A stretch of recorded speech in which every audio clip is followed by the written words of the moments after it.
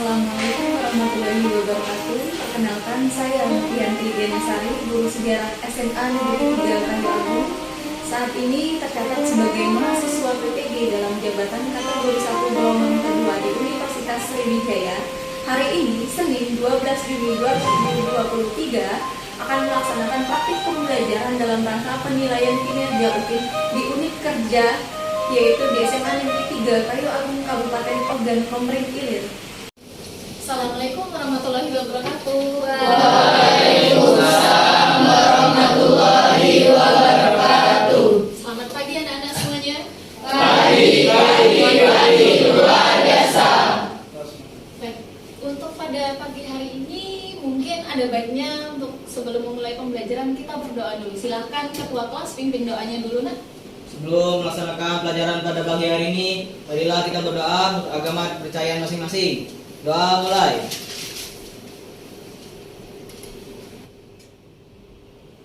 Doa selesai. Yang tidak masuk pada pagi hari ini siapa di kelas kita? Nihil. Alhamdulillah kalau nihil. Oke, kalau semuanya masuk, Ibu pengen cek kerapihan dulu kelasnya. Apakah sudah benar-benar siap untuk belajar atau tidak? Dari yang pojok sebelah belakang sini, oke, good. Sudah rapi bersih.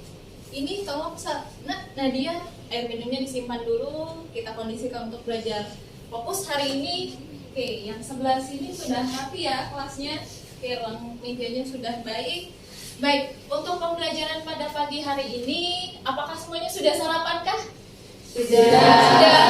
Sudah atau belum? Sudah. Kayaknya ada yang belum deh yang di belakang. Kayaknya nggak kompak. Baik, untuk memulai pembelajaran hari ini kita adain ice breaking dulu biar semuanya tetap semangat, tetap fokus. Untuk ice breaking kali ini Ibu pengen kita semuanya itu silakan tangannya di atas meja dengan posisi siap. Oke. Silakan pejamkan matanya. Kita akan melakukan ice breaking dengan teknik stop. Sudah dipejamkan matanya semuanya? Nggak ada yang ngintip ya? Oke. Silahkan dipejamkan matanya, tarik napasnya pelan-pelan, kemudian hembuskan pelan-pelan, tarik lagi napasnya, hembuskan, sekali lagi, tarik lagi napasnya, hembuskan. Oke. Bagaimana perasaan semuanya? Baik. Oke, tepuk tangan buat kita semua.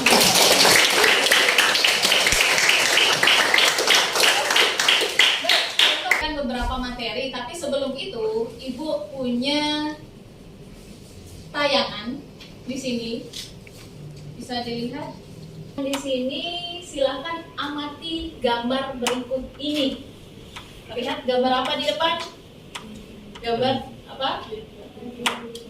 Pertandingan bulu tangkis ya, oke, badminton atau turnamennya ya. Di situ ada tulisan di bagian bawah, apakah hubungan gambar di atas dengan sejarah. Jadi gambar yang ada di depan itu apakah ada kaitannya dengan sejarah? Kira-kira di kelas ini yang bisa menjawab siapa? Ada yang bisa menjawab? Wah, sepertinya kayaknya semuanya paham ya. Oke, coba Safira. Silakan berdiri Safira. Menurut Safira, hubungannya dengan sejarah gambar yang ada di depan apa? Seperti yang diketahui, dari sejarah itu ada beberapa unsur penting. Salah satunya yaitu pelaku, di mana di sana ada pemain bulu tangkis yang menciptakan suatu sejarah baru di dunia badminton. Oke, good. Ada pelaku atau pemain bulu tangkis di situ, jadi sebagai pelaku sejarahnya. Oke, siapa lagi tadi? Farda ini. Oke, good. Apa? Selain ada pelaku sejarah di situ? Seperti bisa dilihat di gambar tersebut ada Istora Jakarta yang menunjukkan ruang. Oke, Istora Jakarta itu nama tempat. Oke, sip. Luar biasa ya. Berarti ada tempat, ada pelaku, ada tempat, dan yang ketiga ada apa lagi? Ashab. Dari gambar yang Ibu tayangkan di depan. Selain tempat dan pelaku, terdapat juga waktu, yaitu menunjukkan bulan Juni tanggal 12 2012. Oke, ada waktunya di situ, ada mulai dari pelaku sejarah pemain badmintonnya di situ, kemudian ada Istora Jakarta itu menunjukkan tempat, dan satu lagi yaitu ada yang mengatakan tadi dikatakan temanmu ada tanggal 12 sampai 17 Juni 2012. Jadi yang bisa menyimpulkan dari gambar di depan, Regis. Oke, silahkan Regis, apa kesimpulannya dari gambar yang Ibu Di tampilkan? sini saya akan Paham ya, dari gambar di depan itu ada unsur pembentuk. Tepuk tangan buat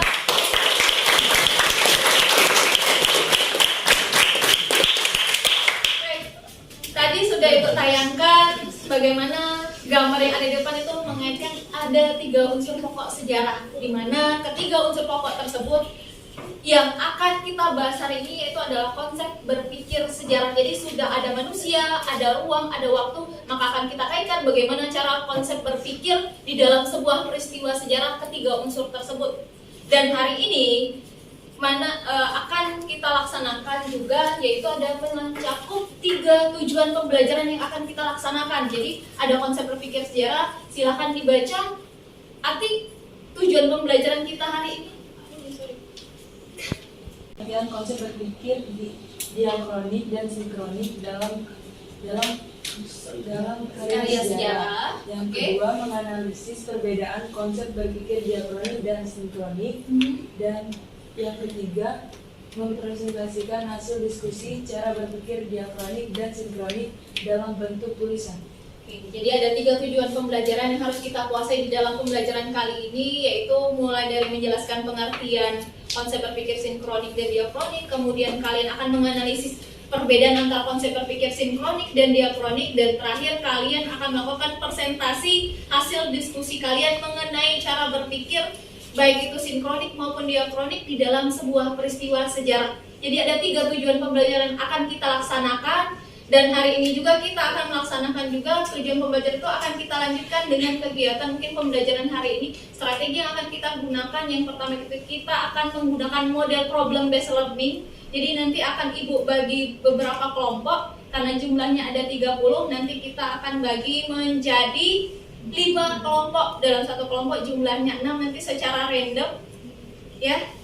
Kemudian dengan strategi model PBL, dan akan dilanjutkan dengan nanti adalah mungkin akan Ibu fasilitasi dengan strategi pembelajaran berdiferensiasi di sini. Mungkin dengan assessment-nya atau assessment diagnostik untuk kemampuan awal kalian.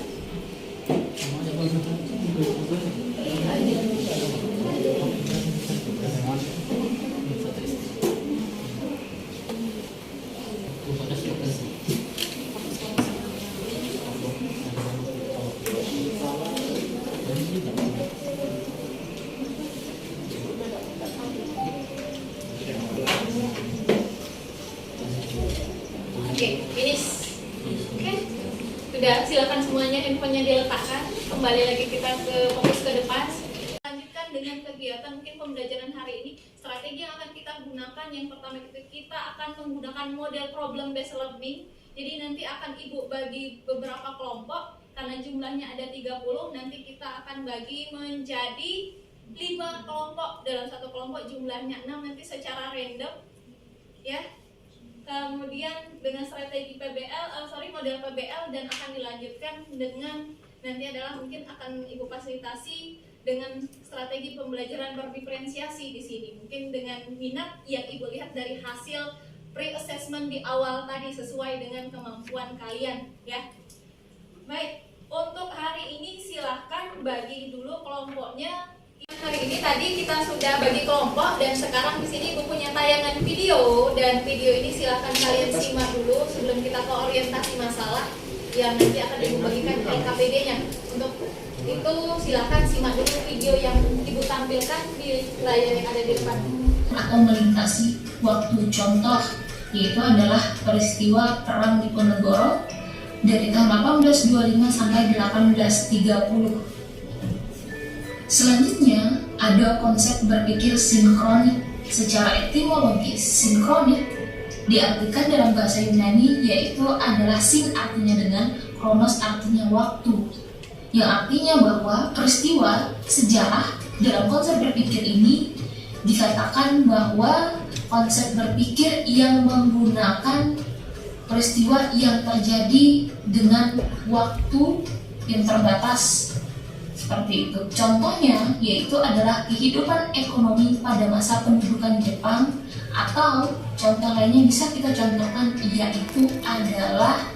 Baik, tadi sudah Ibu tayangkan video yang ada di depan terkait dengan konsep berpikir sinkronik dan diakronik. Ibu pengen dari anak-anak Ibu ingin menanggapi bagaimana video tersebut. Kita persilahkan dulu, silahkan. Mungkin dari Ayu dulu, silahkan Ayu. Seperti yang ada di video tadi, kita mengetahui bahwa konsep berpikir sejarah itu ada 3 unsur penting. Yang pertama, manusia. Manusia, apapun yang dilakukan oleh manusia merupakan suatu yang kita pelajari untuk memiliki sejarah. Nah, yang kedua adalah ruang. Ruang adalah tempat terjadinya peristiwa sehingga kita tahu benar adanya atau nyata suatu peristiwa tersebut. Nah, yang ketiga ada waktu, menandai kapan terjadinya peristiwa tersebut. Oke, terima kasih, luar biasa jawabannya. Oke, satu. Dari tayangan video tadi, Ibu rasa sudah paham ya terkait tentang konsep berpikir sejarah, di mana ada 2 konsep berpikir sinkronik, ada konsep berpikir diakronik. Diakronik di sini adalah konsep berpikir di mana yang menjelaskan konsep berpikir yang terbatas di dalam waktu, ada skop temporalnya di situ, dan biasanya kalau diakronik ini ada batasan, misal dari 1942 sampai 1943. Sedangkan kalau yang namanya konsep berpikir sinkronik ini adalah konsep berpikir yang mana menjelaskan menggandeng aspek ilmu lain. Gitu ya, paham? Baik, di sini tadi sudah kita bagi kelompok, Ibu bagikan LKPD-nya. Silakan kerja kelompok. Ya. Ini akan Ibu jelaskan gimana kelompok 2. Kelompok 3. Kelompok 3. Kelompok 4. Ada 5 kelompok 4, ini kelompok 4 ya. Baik, sudah semuanya dapat LKPD yang Ibu bagikan. Dari LKPD tersebut silakan kalian tulis nama kelompoknya, bebas mau kelompok namanya kelompok apa boleh.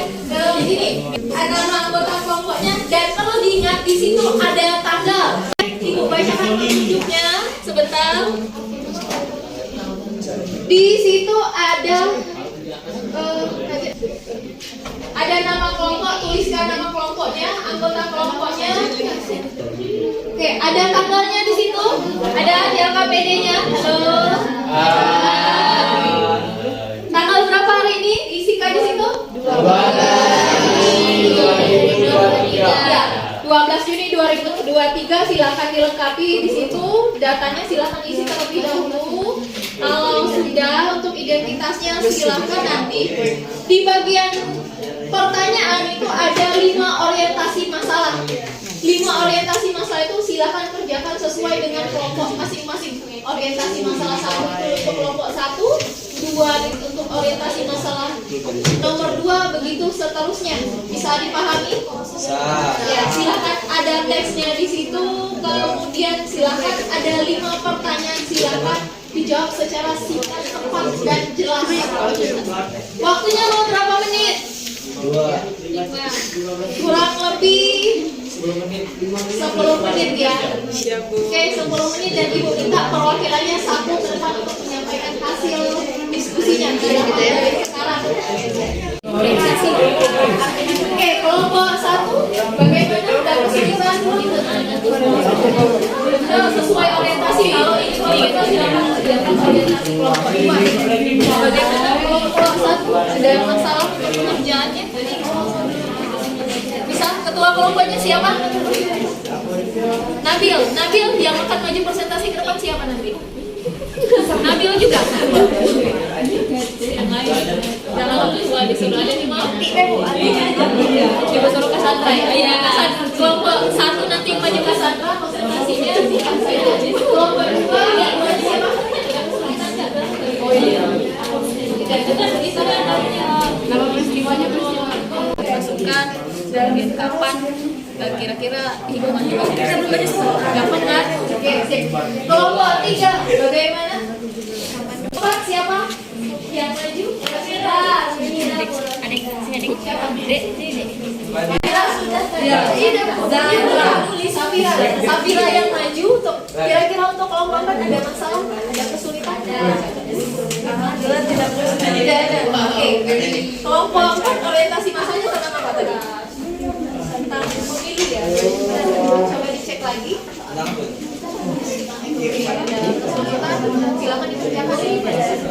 Orang mungkin ada yang nanya, cuma pengen mengklarifikasi. Tidak harus nanti kelompok 1 yang tanggapi di bawah 7 orang aja ya. Kelompok 1 nanti angkat tangannya si ini.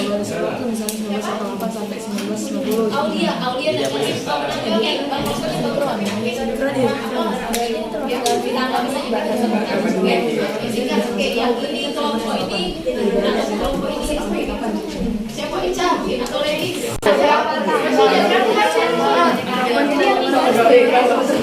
Dia masuk ke CAD siapa di sana? Analisa operator itu masalah nomor berapa? 4. Nomor 4 yang tanggalnya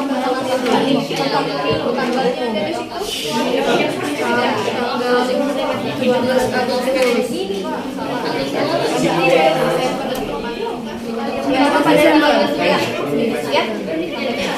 Paham ya? Tempatnya sini. Tidak ada masalah.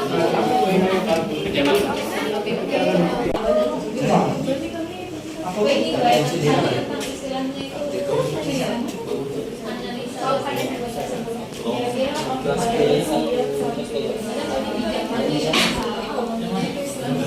sejarah itu kurang saya bahwa apa ya Orde Baru itu mengalami masa berkejayaan apakah Anda setuju dengan kebijakan yang dilakukan pada masa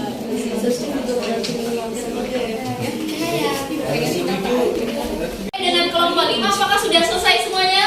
Sudah. Oke, kalau sudah selesai kita maju biar enak, silakan maju dari kelompok 1 perwakilannya silakan ke depan presentasi apa yang menjadi hasil diskusi kalian. Ya di sini boleh di tempat duduk berdiri boleh. Baik, assalamualaikum warahmatullahi wabarakatuh. Waalaikumsalam warahmatullahi wabarakatuh. Saya Cassandra Rusita Maharani, perwakilan dari kelompok 1, ingin mempresentasikan yaitu orientasi masalah 1, yaitu peristiwa Kongres Pemuda Kedua tahun 1928. Di situ ada 5 pertanyaan. Yang pertama adalah nama peristiwa sejarah atau ruang lingkup sejarah. Berdasarkan deskripsi di atas, ada beberapa submateri yang dapat kami simpulkan. Yang pertama, peristiwa tersebut bernama peristiwa Kongres Pemuda Kedua tahun 1928. Yang kedua, kapan dan di mana peristiwa tersebut terjadi, yaitu pada tanggal 26 sampai 28 Oktober, bertempat di Jakarta, ibu kota negara. Yang ketiga adalah termasuk di dalam konsep dasar sejarah berpikir apa dari peristiwa tersebut, yaitu kami memilih konsep sinkronik karena peristiwa tersebut terlihat meluas dalam ruang, yaitu termasuk di dalam konsep sinkronik. Yang keempat, analisalah peristiwa tersebut. Peristiwa ini menjadi salah satu tonggak sejarah yang mempersatukan pemuda Indonesia. Yang kelima adalah apa yang dapat kita petik dari peristiwa tersebut. Menurut kami, dari peristiwa tersebut yang dapat kita petik sebagai generasi muda negara Indonesia, yaitu generasi muda saat ini dapat dengan mudah mengekspresikan pendapatnya dan dapat dengan leluasa menciptakan berbagai inovasi bagi bangsa kita, bangsa Indonesia. Sekian presentasi dari saya. Wassalamualaikum warahmatullahi wabarakatuh. Waalaikumsalam. Ada kelompok ingin menanggapi? Silakan Aulia Mahaji. Silakan berdiri. Sudah bagus dari penjelasan dan penyampaiannya sudah bagus. Waalaikumsalam.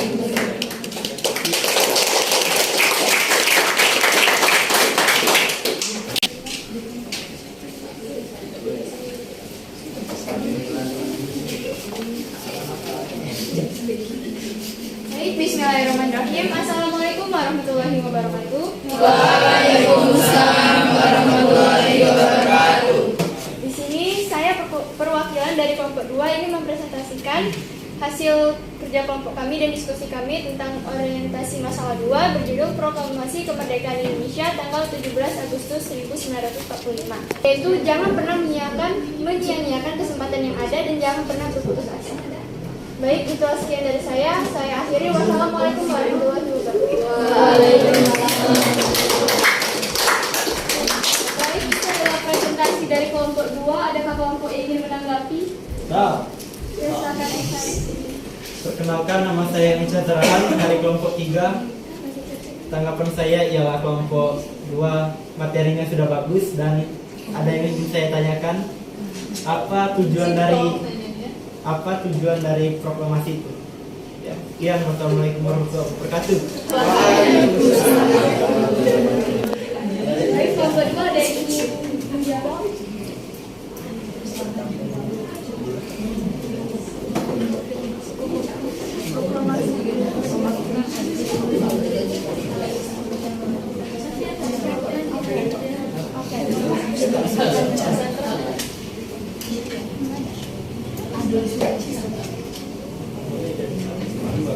Baik, izinkan saya untuk menjawab pertanyaan dari kelompok 3. Jadi, apa sih sebenarnya tujuan dari pembacaan proklamasi ini, yaitu sebagai puncak dari perjuangan bangsa Indonesia dalam musim penjajah dan mendapatkan hak sebagai sebuah bangsa yang merdeka.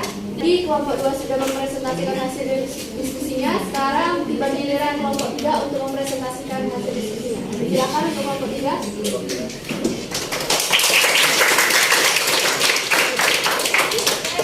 Assalamualaikum warahmatullahi wabarakatuh. Saya Muhammad Faris dari kelompok 3 akan mempresentasikan hasil diskusi dari kelompok kami, yaitu orientasi kelompok 3 pertempuran di Surabaya. Kapan peristiwa tersebut terjadi? Baik, itu tadi adalah presentasi dari kelompok 3. Apakah kelompok 1, 2, 4, 5 ada yang ingin ditanyakan? Silakan dari kelompok 4. Saya perwakilan dari kelompok 4 ingin bertanya pada kelompok 3. Apa penyebab terbunuhnya Brigadir Jenderal Malabi pada saat perang antara Inggris dan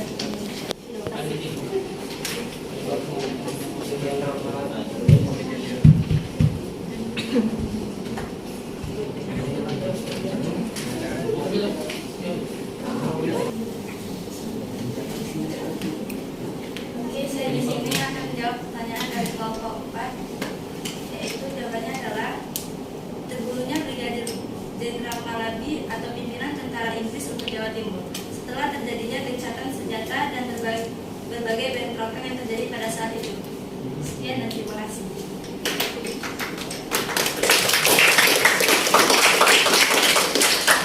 Baik, terima kasih untuk presentasi dari kelompok 3. Sekarang giliran dari kelompok 4. Silakan dipresentasikan hasil diskusinya.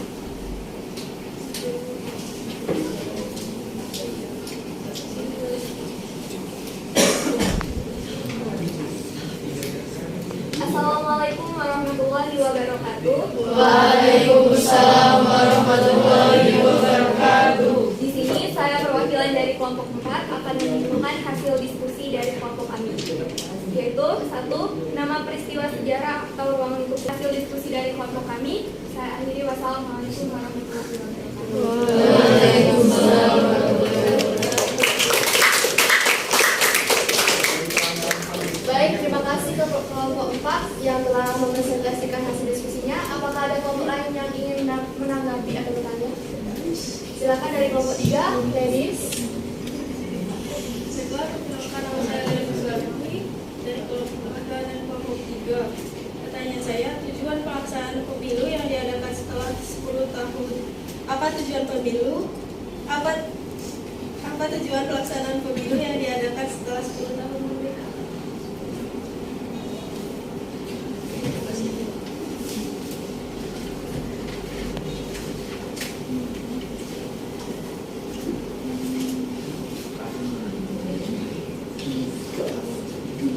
Baiklah, saya akan menanggapi pertanyaan dari ladies dari kelompok 3.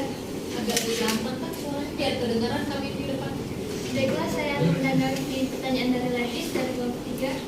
Pemilu pertama tersebut baru diselenggara hampir 10 tahun setelah kemudian tahun sebab, tetapi berbeda dengan tujuan yang dimaksud oleh maklumat. 5 pemilu 1955 dilakukan 2 kali. Yang pertama pada 29 September 1955 untuk memilih anggota-anggota DPR.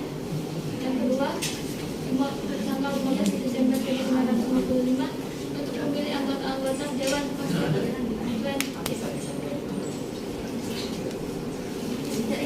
Baik, terima kasih.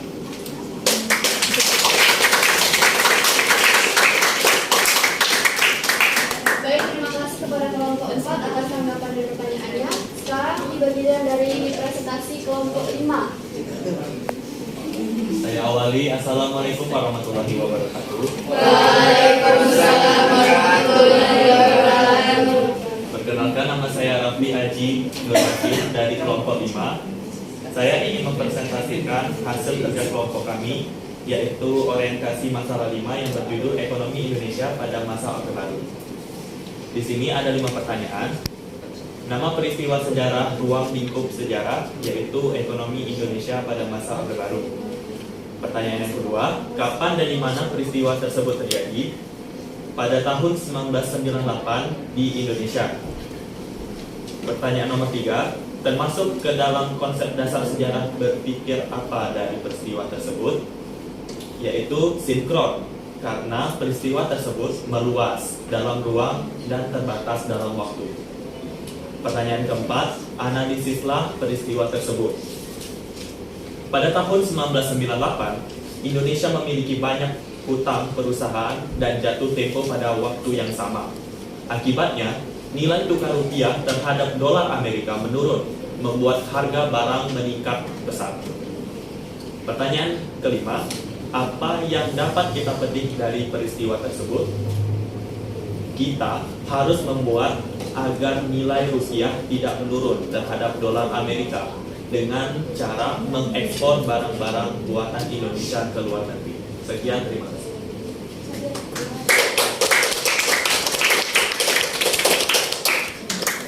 Baik, terima kasih atas presentasi dari kelompok 5. Apakah ada kelompok lain yang ingin menanggapi atau memberikan pertanyaan? Jin.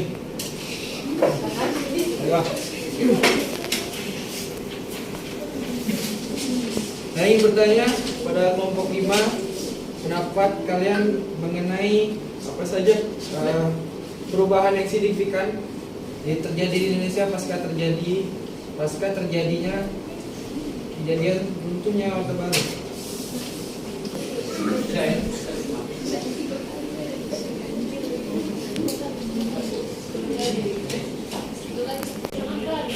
Setelah masa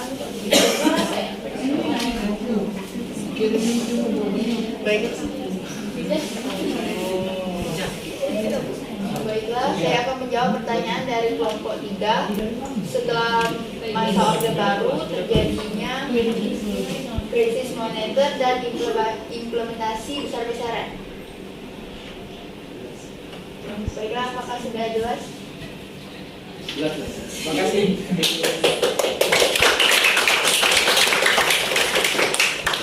Baik, terima kasih atas presentasi dari setiap kelompok. Saya sebagai moderator, Cassandra Perkemangani.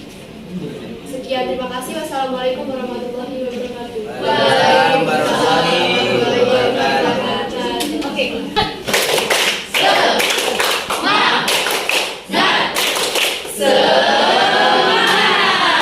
Baik, tadi sudah kita melaksanakan semuanya sudah baik semua, sudah paham dan sudah aktif diskusinya. Ibu ucapkan terima kasih. Tapi di sini perlu ada penekanan di setiap orientasi masalah. Yang pertama ada orientasi yang masalah pertama, pengen Ibu kita lakukan penekanan lagi orientasi masalah pertama tadi, karena fokus masalah kita adalah konsep berpikir sejarah ya.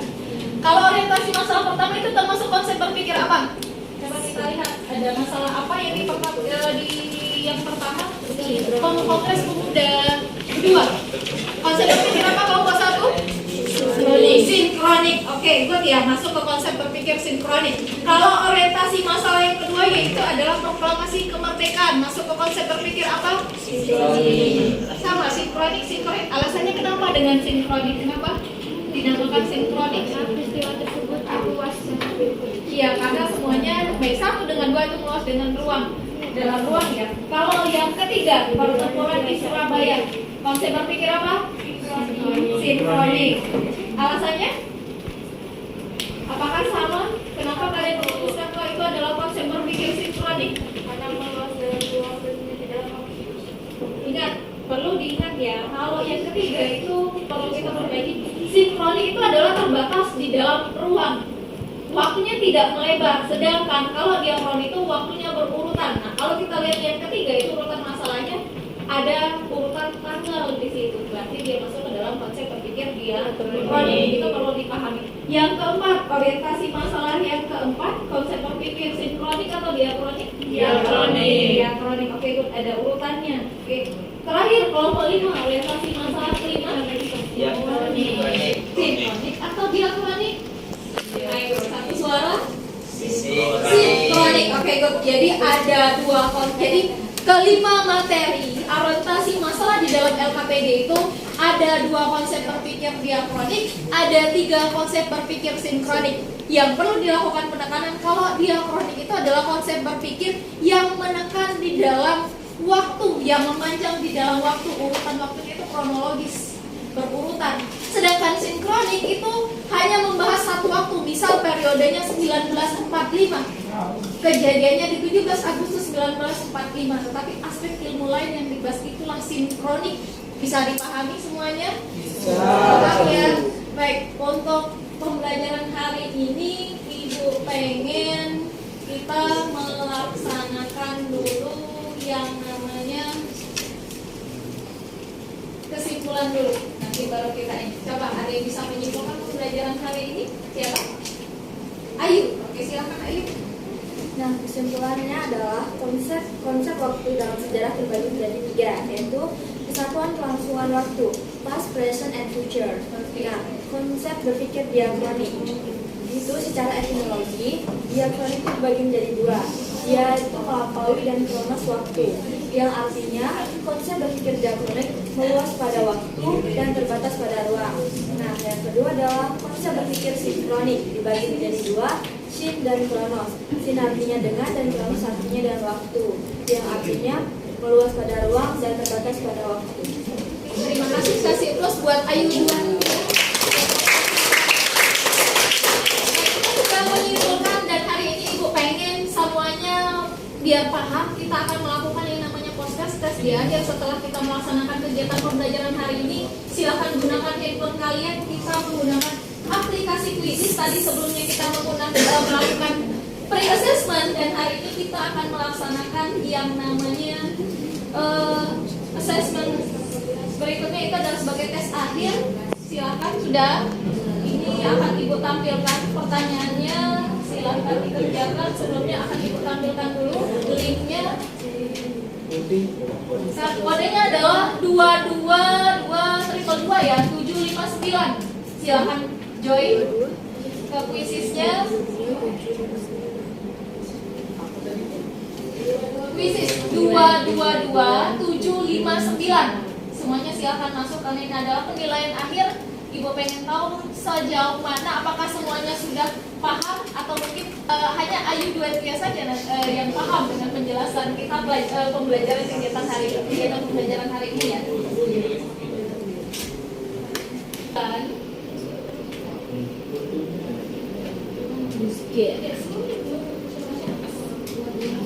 bisa silakan menyusul, kita mulai pengerjaannya. Oke, silakan. Sandra pesan. C.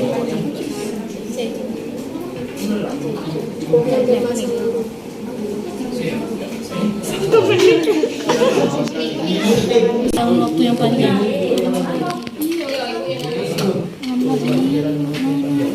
Oke, 3 soal Sejarah dan politik.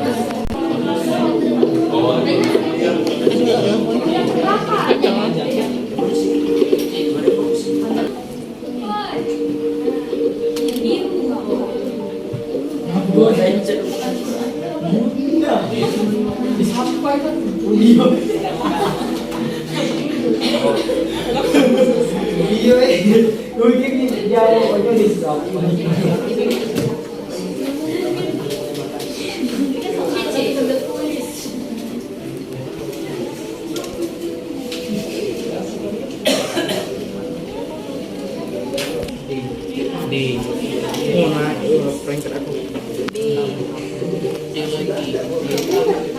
sinkronis tangan atas. Kanan paling atas.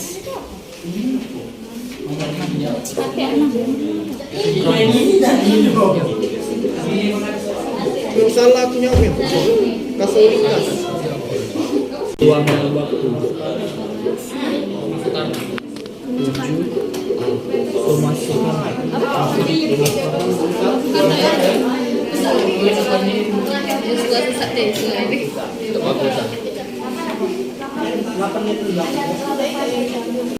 Dan yang rata-rata kalau ibu lihat di sini semuanya sudah baik untuk hasilnya. Dan kita akhiri dulu. Oke, untuk hasilnya kita lihat peringkat tertinggi itu diperoleh oleh yang siapa ya? Martini. Ini 3 peringkat atas dari hasil asesmen kita hari ini. Untuk pembelajaran hari ini, Ibu rasa semuanya sudah paham tentang konsep berpikir sinkronik dan diakronik. Kemudian, kalian sudah paham dengan materi yang sudah kita bahas tentang konsep berpikir sinkronik dan diakronik dengan asesmennya. Untuk hari ini, sebelum kita mengakhiri pembelajaran, Ibu pengen satu orang untuk memberikan refleksi kegiatan pembelajaran kita pada hari ini. Ada yang mau memberikan refleksi? Oke, Napsiana, silahkan Nak. Apa refleksi pembelajaran kita pada pagi hari ini? Pembelajaran kali ini sangat menyenangkan. Materi yang disampaikan menggunakan berbagai cara, dari mulai ice breaking, kemudian pretest yang menggunakan bisnis, lalu menonton video pembelajaran yang dapat melatih kami dalam memahami materi, kemudian diskusi berkelompok yang melatih kami bekerja sama, serta mempresentasikan hasil tersebut dapat membantu kami untuk berani tampil ke depan, yang diakhiri dengan tes akhir yang dapat mengukur kemampuan kami dalam memahami materi tadi. Oke, terima kasih. Refleksi yang luar biasa sekali, dan untuk pembelajaran hari ini Ibu ucapkan terima kasih. Tetap selalu jaga kesehatan dan jangan lupa tetap belajar, tetap semangat. Jangan lupa untuk materi selanjutnya kita akan belajar tentang konsep di mana ada konsep keberlanjutan dan perubahan. Setelah sinkronik dan diakronik akan dilanjutkan perubahan dan keberlanjutan di dalam sejarah. Jangan lupa silakan nanti kerjakan latihan soal untuk persiapan pembelajaran berikutnya di buku paket kalian di halaman 90. Untuk hari ini Ibu ucapkan terima kasih, tapi sebelumnya Ibu ingin kita akhiri biar ilmunya berkah. Silakan berdoa dulu untuk penutup di pembelajaran kita kali ini. Silakan ketua kelas. Sebelum mengakhiri pelajaran pada pagi hari ini, marilah kita berdoa untuk agama percaya masing-masing. Doa mulai. Doa selesai. Baik, terima kasih Ibu akhiri. Assalamualaikum warahmatullahi wabarakatuh. Waalaikumsalam warahmatullahi wabarakatuh.